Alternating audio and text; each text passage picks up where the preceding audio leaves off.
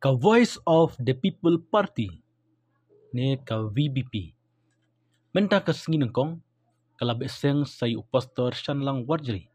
Ubade ukertong yakun ke election MLA jong kamairang constituency kabahap ka East and West Khasi Hill District House nam Arjar Arpulai.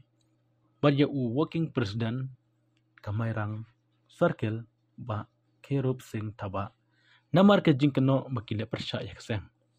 Kini ki arngut kili updiang ya kashiti beseng kadai kebalapa da ke state executive committee jong keseng VPP. Atkom kashiti balapan mi da chairman ka VPP disciplinary committee Dr. Kara H. Shen.